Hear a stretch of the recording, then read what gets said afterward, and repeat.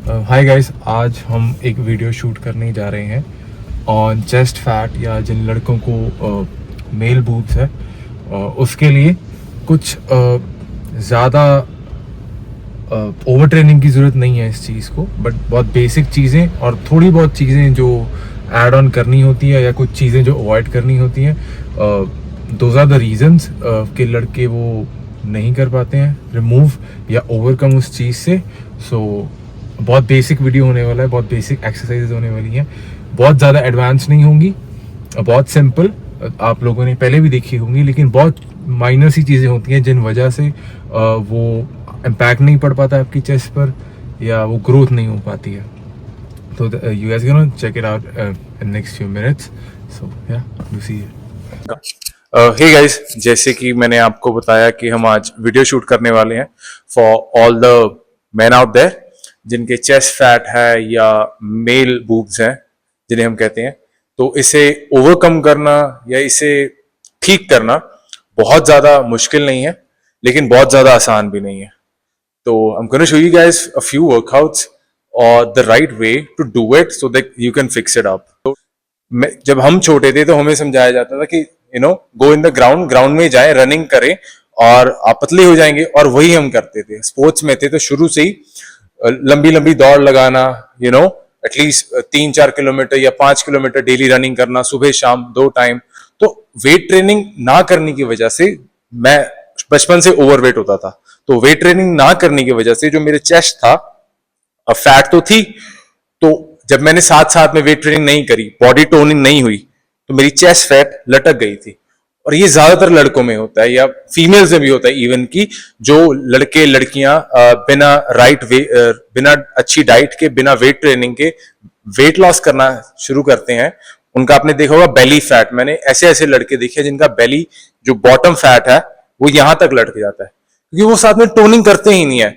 उन्होंने मैक्रो सही नहीं खाया, उनकी डाइट ठीक नहीं थी। लकीली मुझे टाइम से पता चल गया, but still it took me a lot of years. अगर मुझे बचपन से ही पता होता कि बॉडी टोनिंग क्या होती है और सिर्फ कार्डियो नहीं करना होता है फैट लॉस या वेट लॉस के लिए, तो मेरे काफी साल बच जाते। पर इट्स ओके, नो कंप्लेन्स।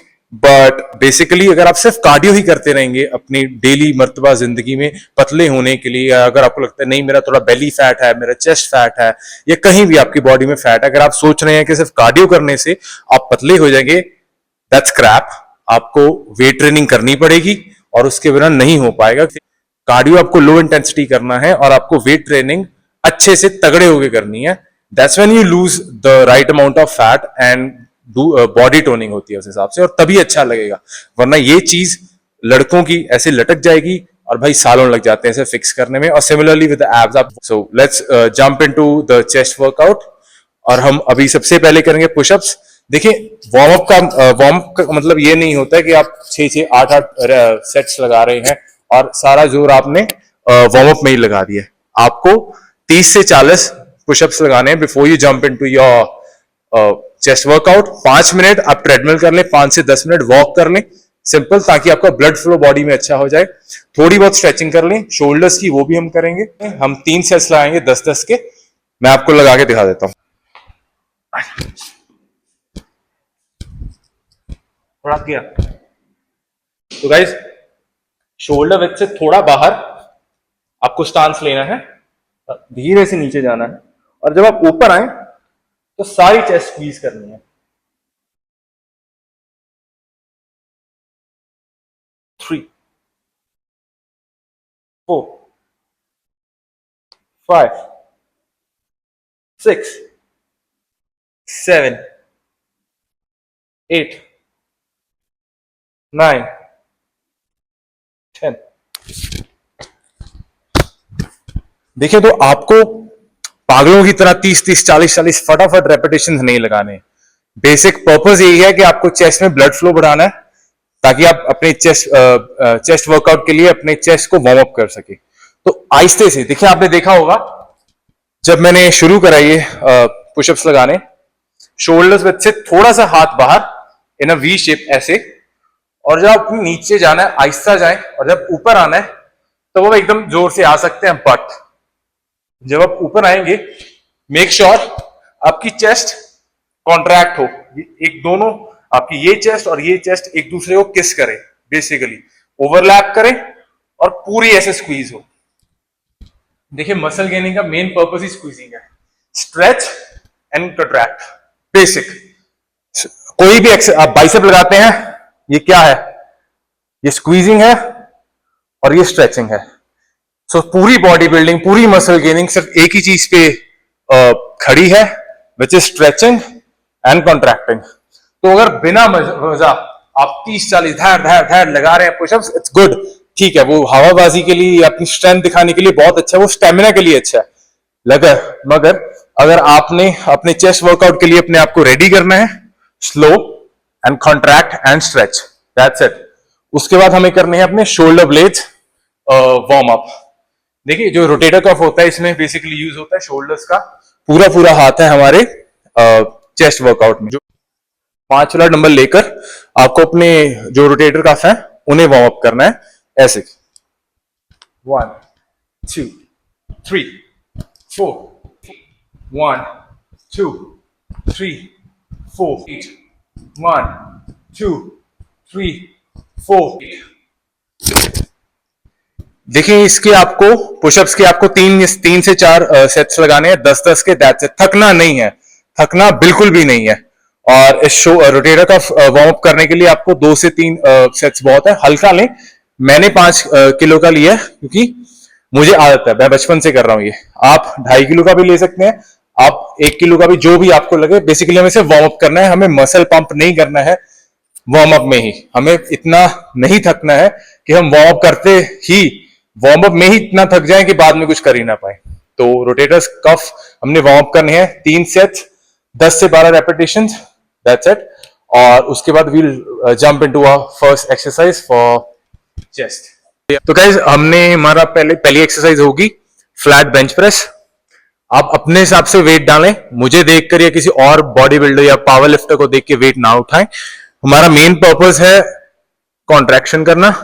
देखिए मोस्टली जिन्हें ये प्रॉब्लम आती है, जो अपना जिन्हें चेस्ट फैट होती है या जिन्हें मेल बूब्स होते हैं, वो बिगनर्स होते हैं। तो आपको जाते ही जिम में दुनिया जहान का वेट नहीं उठाना है। देखिए वेट गधा भी उठाता है, दुनिया भर का वेट उठाता है, लेकिन वो मसल नहीं बनते हैं उसके। तो आपको गधे नहीं बनना है, आपको स्मार्ट वर्क करना है। आपको उतना वेट उठाना है जितना आप उठा सकते हैं। मैं जब शुरू करा था तो मैं खाली बारबल से भी करता था और 5 किलो से भी, तो उसमें कोई शर्म वाली बात नहीं है। जो काम आपका इतने वेट में हो सकता है, उसके लिए क्यों 3-4 प्लेट्स लगानी और दुनिया जहान का वेट उठाना। जो काम कम वजन में भी हो सकता है, उसको आप कम वजन में ही करें, बिना मतलब का लोड ना लें। तो आपको बेसिकली 10 से 12 रेपिटेशंस के बीच में रेप रेंज रखनी है। 4 सेट्स लगाने हैं हमें। इसका पहला हम वार्म अप लगा लेंगे, विल डू अबाउट 20 रेपिटेशंस। और उसके बाद आपको उतना वेट उठाना है जिसके आपके 10 से 15 रेपिटेशंस निकल जाए फुली कॉन्ट्रैक्शन के साथ, और आप मजा आ जाएगा आपको देखना आज। देखिए सबसे पहले कोई बार पकड़ता है ऐसे, जो सबसे ज्यादा कंफ्यूजन है लोगों को। कोई इतनी वाइड पकड़ता है ऐसा ऐसा, भाई ये सिरे की 1 नंबर की बेकार फॉर्म है। ये कोई ग्रिप नहीं है इतनी बड़ी, तो किसी की सुने मत। जो सही, आपके शोल्डर खत्म हो जाएंगे, ऐसी इंजरी होगी, सारी जिंदगी आपका शोल्डर काम नहीं कर पाएगा। जो सही ग्रिप है वो है, या तो कई रॉड्स में ये ग्रिप दी होती है, देखिए ये वाली, ये। और अगर ग्रिप नहीं दी हुई है तो सिंपली सेंटर से आप थम का गैप ले लें। ये देखिए, ये थम है ना, सेंटर में लगाएं और जितना मिल जाए वो। वरना मोस्टली बाबल्स में ये दी होती है फर्स्ट ग्रिप। आपके शोल्डर से जरा सा बाहर होना होता है, आपको शोल्डर विड्थ पे नहीं, तो शोल्डर से थोड़ा सा बाहर। और उसके बाद जो नेक्स्ट लोग गलती करते हैं वो होता है ऐसा, ऐसे आते हैं ऐसा। भाई ये कोई फॉर्म नहीं है, जो करेक्ट फॉर्म है। अब देखिएगा, अब मैं पहले आपको गलत फॉर्म दिखाता हूं। ऐसे आते हैं, असी साइड पे आ, साइड तो दिखाई, ऐसे आते हैं और ऐसा। तो इससे वो कॉन्ट्रैक्शन नहीं मिल पाता है जो मिलना चाहिए। जो मैंने आपको अभी ग्रिप दिखाई है, इससे वो कॉन्ट्रैक्शन नहीं मिल पाता है जो मिलना चाहिए। तो मसल कॉन्ट्रैक्शन में और ब्लड फ्लो में बहुत प्रॉब्लम होती है, तो वो चेस्ट फॉर्मेशन बन ही नहीं पाती है। जो राइट वे है और सबसे सिंपल है, सबसे सबसे नॉर्मल है, वो होगा, अब देखिए आप, देखिए पहले जब हमने करा तो चेस्ट स्क्वीज नहीं हो रही थी पूरी तरह, आपको यहां से ग्रिप पकड़ना है और जो एल्बोज है आपकी अंदर को इंटैक्ट होंगी, आपको शोल्डर ब्लेड रिट्रैक्ट रखने हैं टाइट, आहिस्ता से नीचे आना है एंड देन यू स्क्वीज, आहिस्ते से नीचे आए एंड यू स्क्वीज। अब देखिए कैसे चेस्ट कॉन्ट्रैक्ट हो रही है, अब ऐसे हो रही है, नहीं देखिए नहीं हो रही है, अब देखिए आहिस्ता आहिस्ता नजदीक, ऐसा ऐसा। तो बेसिकली जो आपके एल्बोज हैं उन्हें आप अंदर को इंटैक्ट करके रखना है, ट्राइसेप नहीं मारना है हमें कि बिल्कुल ही पास, बट फिर भी ऐसा नहीं, ऐसा ऐसा, ऐसे आएंगे। अब आप ऐसी साइड से देख लें, देखिए अब मैं साइड से एक ऐसे कर रहा हूं तो मेरी चेस्ट कितनी कॉन्ट्रैक्ट हो रही है, लेकिन अभी मैं ऐसे करूंगा, अब ये देखिए कितना डिफरेंस आ जाता है। तो ये आपकी पहली एक्सरसाइज होगी, फ्लैट बेंच प्रेस। आपको वार्म अप के बाद 10 से 15 रेपिटेशंस करने हैं, उतना वेट लगाएं कि 15 में आप फेल हो जाए, 15 should be, 15-16 should be your last rape. और तो वह सबसे ज्यादा एक्सरसाइज जो हम निगलेक्ट करते हैं सबसे ज्यादा, वो है इंक्लाइन बेंच प्रेस। हम देखें जो लड़कों को लगता है कि हम डिक्लाइन लगाई जाएंगे, केबल क्रॉस लगा लेंगे तो हमारा जो लोअर चेस्ट फैट है वो ठीक हो जाएगा, ऐसा नहीं होता है। ओवरऑल आपको पूरी चेस्ट डेवलप करनी पड़ेगी और इंक्लाइन सबसे अच्छी है। और सबसे ज्यादा लड़कों की जो ये ब्रॉड लुक आती है वो अपर चेस्ट से ही आती है, आपकी शोल्डर्स और अपर चेस्ट ही आपको जो वी टेपर में लुक हेल्प करते हैं, वी टेपर शेप आने में। तो इंक्लाइन का बहुत बड़ा हाथ है उस चीज में। सॉरी गाइस, लाइट चलेगी तो कैन हेल्प। तो देखिए यहाँ पे आपको क्या करना है, पहले अपने आपको अपना स्टांस ठीक करना है, अपने हाइट के मुताबिक से आपको लेटना है। देखिए अब वही सेम चीज,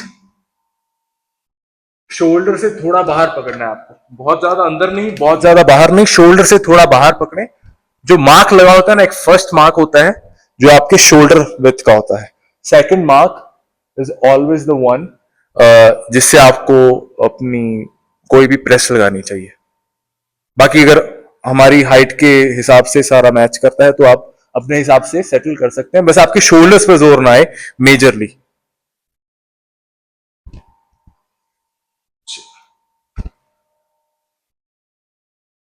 देखिए सेम चीज, आहिस्ता आएंगे, एल्बोज इंटैक्ट,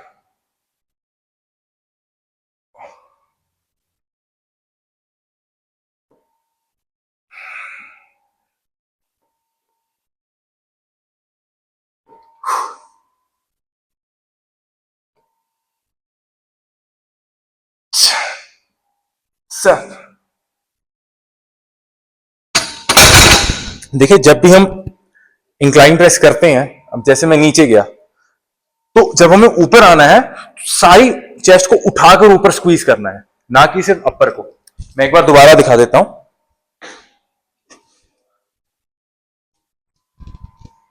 ग्रिप ली,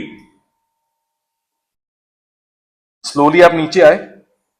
अब मैं सिर्फ ऐसे भी कर सकता हूं, नहीं, आप आहिस्ता नीचे आए और सारी चेस्ट को उठाकर,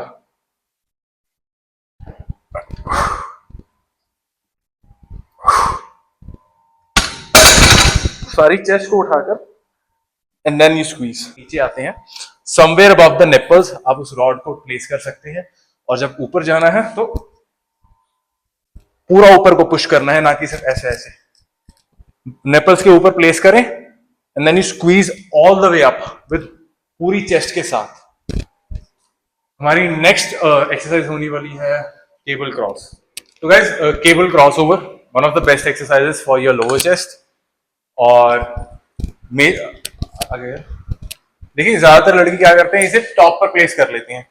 देखिए ये वीडियो मेजरली लड़कों के लिए है बिकॉज उन्हें ये प्रॉब्लम होती है, लेकिन ये वर्कआउट लड़कियां भी फॉलो कर सकती हैं अगर आप ये देख रही हैं तो।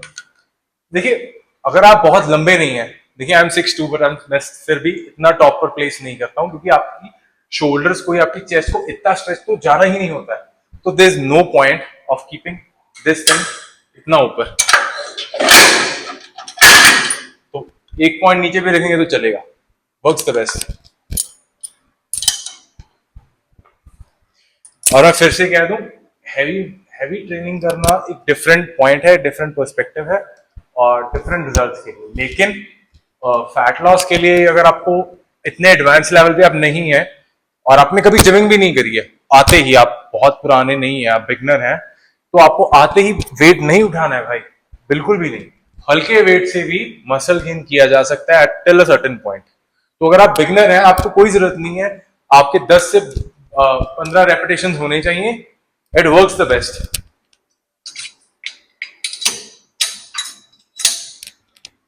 तो देखिए, अभी आपने आमतौर पर जो भी देखी होंगी केबल क्रॉस, मैं आपको वो सारी दिखा देता हूं। सबसे जो फेमस है और सबसे गलत है, जो लड़के ऐसे आते हैं आगे और ऐसा ऐसा ऐसा, ऐसा। और हाथ ऐसे जाते हैं ऐसा, भाई शोल्डर की धज्जियां उड़ जाएंगी मेरे। अभी इसी एक 3-4 रेपिटेशन में मेरे शोल्डर में थोड़ा सा दर्द उठ गया। तो ये इतनी गलत एक्सरसाइज है, बिल्कुल भी नहीं करना ये सब। बहुत सिंपल टैक्टिक्स है। देखिए एक्सरसाइज सब देखिए आप कर ही जाएं, आपको थोड़ा बहुत डिफरेंस तो कोई भी कोई हर एक्सरसाइज डाल देगी। बहुत थोड़ा डिफरेंस होता है हर एक एक्सरसाइज में। जैसे मैंने आपको बताया कि उनमें एल्बोज स्ट्रेट नहीं करनी है, एल्बोज इंटैक्ट करके रखनी है। तो बहुत थोड़ा डिफरेंस होता है इन सब चीजों में, और वो थोड़ा ही आपको एक बेटर लेवल पे लेके जाता है। आप ये भी कर लेंगे जो मैंने क्रॉस बताई है, जो लोग अक्सर करते हैं जिम में, वो भी चल जाएगी। एक 2-3 हफ्ते लेट बॉडी बन जाएगी आपकी, लेकिन आपको इंजरी से बचाने में हेल्प करेगी अगर आप ये नहीं करेंगे। तो बेसिकली ये पॉइंट होता है, आपको इंजरी फ्री अच्छी बॉडी चाहिए, आपको बहुत सारी इंजरीज के साथ एक नॉर्मल लुकिंग बॉडी चाहिए। ये आपका पर्सपेक्टिव क्लियर होना चाहिए। तो व्हाट्स द राइट वे, मैं आपको भी वो बता देता हूं। तो आप दोनों लेंगे। देखिए पहली चीज जो आप कर सकते हैं, दैट्स इट, इतना, इससे ज्यादा नहीं। और स्क्वीज, जो आपकी रिस्ट है, ये दोनों एक दूसरे को ऐसे सामने देखेंगे, स्क्वीज।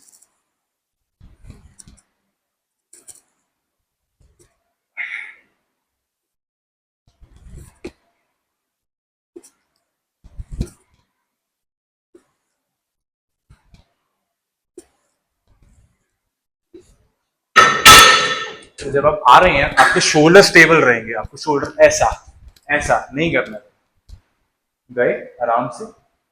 और स्क्वीज, जो ये रिस्ट है, इन दोनों को ओपन कर देना आपने अपने सामने, ये एक दूसरे का चेहरा देख लें ऐसे। आप आए, शोल्डर आराम से पीछे गए और एक दूसरे के सामने ऐसे रिस्ट खोल दी, स्क्वीज, और आहिस्ता आहिस्ता पीछे। तो 10 से 15 रेपिटेशंस और 4 सेट, हर एक एक्सरसाइज के 4 सेट और रेपिटेशन 10 से 15। और बहुत अच्छी एक्सरसाइज है आपके लोअर चेस्ट के लिए, तो जरूर करें। और भाई जब ये छोड़ते हो केबल्स, तो आहिस्ता छोड़ा करो, इन्हें जोर से फेंकने की और छोड़ने की जरूरत नहीं है। जिम में आते हैं, अपने वेट्स की इज्जत करें, ये बहुत बड़ा रोल प्ले करती है आपकी बॉडी बनाने में। देखिए सब में भगवान की दुआ होती है, और ये इन सब चीजों की इज्जत करेंगे, वो आपकी इज्जत करेगा, आपको इंजरी फ्री रखेगा। कई लोगों को ये बातें बकवास लगती हैं, लेकिन भाई जो जिम गोअर होगा उसे पता होगा, अगर चलते चलते गलती से डंबल को पैर या किसी प्लेट को पैर लग जाए तो भाई हम तो माथा टेक देते हैं, हमें इतनी इज्जत करते हैं जिम की। तो जैसे हम सरस्वती माता की पूजा करते हैं, भाई हम स्कूल में थे जब छोटे छोटे, हमारा बैग पड़ा होता है, गलती से कोई भी किसी और का पैर लग जाए तो हम माथा टेक देते हैं अपने बैग को कि माँ माफ करना। सिमिलरली तो जो जिम आता है, जो जिम की पूजा करता है, भाई इन सब चीजों का ख्याल रखें, जोर से फेंक के वेट ना मारे, इसमें कोई बहादुरी वाली चीज नहीं है, उल्टा बेइज्जती वाली और शर्म करने वाली चीज है। तो ज्यादा ज्ञान की बातें नहीं, सारी एक्सरसाइज के 4 सेट्स, 10 से 15 रेपिटेशंस, आहिस्ता। और इसमें एल्बोज आपको सीधी करनी है, इसमें मत कहना कि भाई ने बोला था कि एल्बोज स्ट्रेट नहीं करनी, इसमें आपको एकदम रिस्ट खोल देनी है ऐसा। ये रिस्ट है ना आपका, इन दोनों का मुंह एक दूसरे के सामने कर देना स्ट्रेट, और स्क्वीज करना, और देखिए कितना अच्छा पंप आएगा। स्लो एंड स्टेडी करना है, ज्यादा फाक फाक फाक नहीं करना है। रॉनी कॉलमैन नहीं है हर कोई, ना हमें बनना है, हमें सिंपल साधारण इंसान बनना है जिसकी अच्छी फिजिक हो थोड़ी बहुत, और दैट्स इट। हमारी चौथी एक्सरसाइज होगी पेक डेक फ्लाई बेस्ट है। देखिए फ्लाई मूवमेंट सारी I prefer doing it in the last. क्यों? अब बेंच प्रेस एक कंपाउंड मूवमेंट है। कंपाउंड मूवमेंट क्या होता है? जो 2-3 मसल्स एक साथ यूज होते हैं। फ्लैट बेंच प्रेस में हमारी अपर चेस्ट, मिडल और लोअर एक साथ काम कर रही है। मेजरली वो अप लोअर मिडल के लिए काम करती है, बेसिकली होती तो पूरी के लिए। That's why it's called a compound movement. हमें बहुत ज्यादा पावर के साथ पुश करना पड़ता है, that's why it's called a compound movement, और 2-3 मसल्स काम करते हैं। लेकिन जैसे केबल क्रॉस है, इट्स एन आइसोलेशन मूवमेंट। क्यों? क्योंकि सिर्फ हमारे लोअर चेस्ट के लिए काम कर रही है, समझ रहे हैं? उसमें हमें हैवी जाने की जरूरत ही नहीं है। आइसोलेशन अगर एग्जांपल दूं आपको, कंपाउंड मूवमेंट होता है ईंटें लगाना और घर का ढांचा खड़ा करना, और आइसोलेशन होता है पेंट करना और बाकी सब चीजें, अगर आप समझ पा रहे हैं। तो compound movement is the building block of body building या मसल गेनिंग, और आइसोलेशन मूवमेंट होती है उसे शेप करना, उसे डिफाइन करना, समझ रहे हैं? इसलिए हम क्रॉसओवर लगाते हैं कि एकदम स्क्वीज जाए, सारा ब्लड फ्लो आए, और नेक्स्ट टाइम जब हमारी चेस्ट हो तो एकदम बढ़िया कट निकले यहां से। तो that's the purpose of isolation movements और कंपाउंड मूवमेंट्स। चौथी एक्सरसाइज है हमारी पेक डेक फ्लाई। अपने हाइट के हिसाब से हर एक चीज देखें। कोई और यूज करके जाता है वो अपने हिसाब से, कई लोग देखे हैं मैंने, यूज करने आएंगे मशीन, किसी और ने जो सेटअप कर रखा है उस हिसाब से ट्राइसेप लगाएंगे, किसी और ने नीचे ऊपर रखा है उसी से शुरू हो जाते हैं। नहीं, सबकी हाइट डिफरेंट है, सबकी बॉडी टाइप डिफरेंट है, तो उस हिसाब से आप सेटअप करें कि जो आपको सूट करे, ठीक है? अब देखें, ये भी एक आइसोलेशन मूवमेंट है। अब आपको इसमें क्या करना है, अब ये भी लास्ट एक्सरसाइज क्यों होगी? क्योंकि सारी चेस्ट को ये आइसोलेट करती है, पूरी की पूरी चेस्ट की शेप धमाकेदार हो जाएगी अगर आपने ये एक्सरसाइज बढ़िया तरीके से लगा दी। शोल्डर आपके आपकी आर्म्स शोल्डर एक लाइन में इंक्लाइन रहेंगे, और ऐसे देखिए ज्यादातर लोग क्या करते हैं, ऐसा ऐसा ऐसा करते हैं ज्यादातर लोग। ये कॉन्ट्रैक्ट तो हो रहा है लेकिन ये कोई एक्सरसाइज नहीं है, ये यहीं पे कॉन्ट्रैक्ट हो रहा है। कितना हो जाएगा देखिए, मुझे फील भी नहीं हो रहा कसम से, इस पॉइंट पे मुझे कुछ फील भी नहीं हो रहा। लेकिन अब आहिस्ता से पीछे जाएं, आराम सीधी कर देंगे, इसको जितना दूर लेके जाएंगे कॉन्ट्रैक्शन देखना भाई, पूरी चेस्ट फट जाएगी कसम से। ये देखिए, आहिस्ता जाए पीछे, स्ट्रेट, आहिस्ता पीछे, स्ट्रेट। ये देखिए पूरी चेस्ट एक साथ एक दूसरे को कैसे टच कर रही है, एंड स्क्वीज। देखिए आहिस्ता पीछे, एंड देन यू स्क्वीज,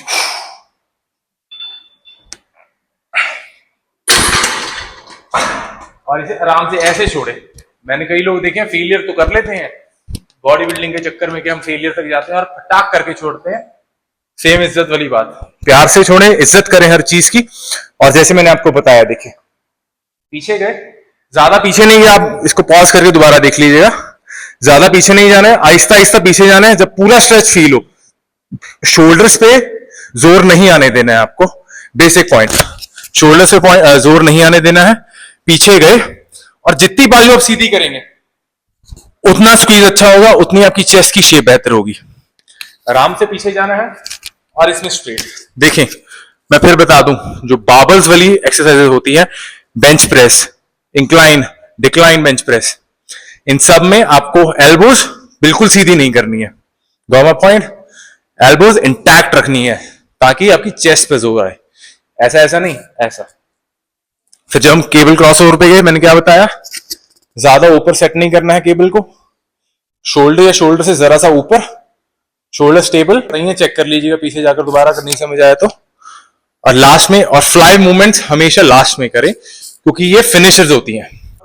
जितनी भी आपकी चेस्ट फैट, देखिए फैट आपकी, जब आप कैलोरीज कम खाएंगे, फैट परसेंटेज नीचे आएगी, अपने आप आपकी चेस्ट फैट चली जाएगी। स्पॉट रिडक्शन आपको पता है इज अ मिथ, नहीं होती है स्पॉट रिडक्शन। बट जब आपकी फैट परसेंटेज कम हो और जब आपका शरीर कटपट के सही हो, जब आपका पूरी फिजिक बाहर आए, आपकी चेस्ट जब दिखेगी ना, then you will thank me.